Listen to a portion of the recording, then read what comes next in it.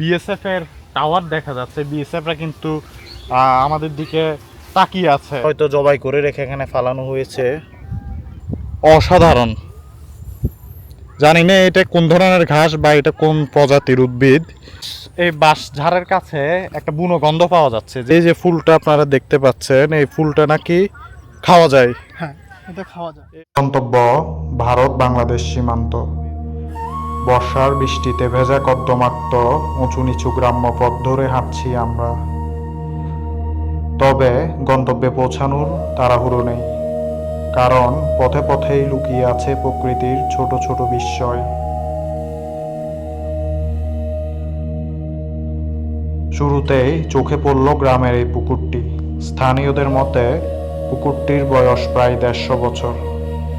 প্রতি বর্ষায় এটি লাল শাপলায় ভরে ওঠে। আর এই পুকুরকে ঘিরে প্রচলিত আছে একটি পুরনো গল্প। গ্রামের মুরব্বীদের কাছে শুনেছি, গভীর রাতে নাকি কেউ যদি একা এই পুকুরের পাড়ে দাঁড়ায়, শাপলার ফাঁক থেকে মনে হয় কেউ চুপচাপ তাকিয়ে আছে। গল্পটা সত্যি কিনা জানি না, তবে বর্ষার এই নীরব বিকেলে দাঁড়িয়ে গল্পটা অবিশ্বাস করাও যেন একটু কঠিন।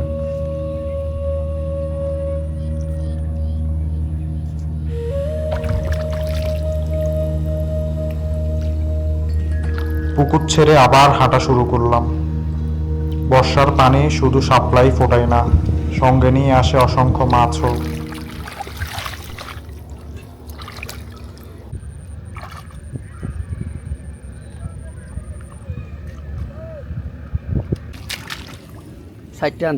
চারটে আনতে এখানে কটুক মাছ হয়েছে। স্যার কি কি মাছ আছে? বাইং মাছ, টাই মাছ, পুঁটি মাছ, কই মাছ, দারকিলা মাছ, রূপচাঁদা, তারপরে শৈলমোনা, চাঁদা, ট্যাংরা।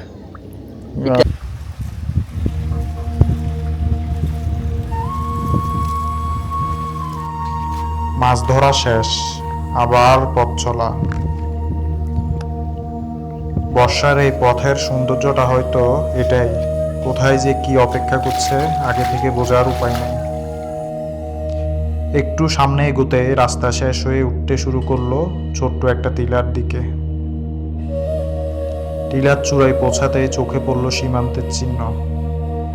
মানুষের টানা এক অদৃশ্য রেখা, অথচ সেই রেখার দুই পাশেই একই বুনো ঘাস, একই ফুল, একই বাতাস।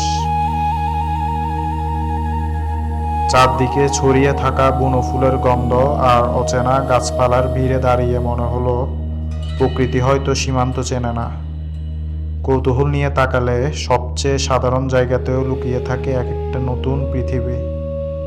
এই বাঁশঝাড়ের কাছে একটা বুনো গন্ধ পাওয়া যাচ্ছে, যে গন্ধটা আপনারা বর্ষাকালে যখন পাহাড়ে যাবেন বা এরকম প্রাকৃতিক পরিবেশে থাকবেন, বুনো পরিবেশে থাকবেন, তো একটা বুনো উদ্ভিদের একটা স্মেল, একটা সেন্ট আপনি পাবেন, যেটা আসলে আপনার হৃদয় ভরে দিবে। এবং আমি এই স্মেলটা খুবই পছন্দ করি, এই যে উদ্ভিদের, বুনো উদ্ভিদের যে স্মেলটা, এবং এই বুনো পরিবেশ আমার খুবই ভালো লাগে।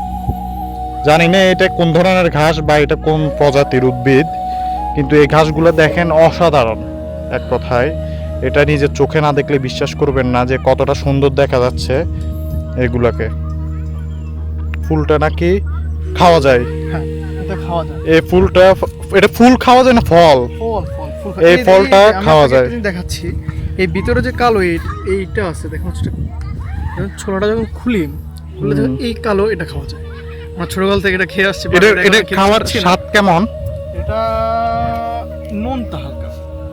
আচ্ছা, এই যে দেখেন, আমরা আসলে আমাদের আশেপাশে প্রকৃতিতে অনেক কিছুই দেখতে পাই, অনেক কিছু দেখা যায়, কিন্তু আমরা কখনো জিজ্ঞেস করি না আসলে জিনিসটা কি বা জিনিসটা আসলো কোথা থেকে। একটু থেমে শুধু কৌতূহল নিয়ে তাকালেই দেখা যায় একটা শাপলার পুকুর, বৃষ্টির পানিতে জন্ম নেওয়া খুদে পানার জগৎ, কিংবা নাম না জানা কোনো বুনো ফুলও একটা গল্প বলতে পারে। প্রকৃতিকে নতুন করে দেখার জন্য খুব দূরে যাওয়ার দরকার হয় না, দরকার শুধু কৌতূহলী চোখে একবার তাকানো। জীবনে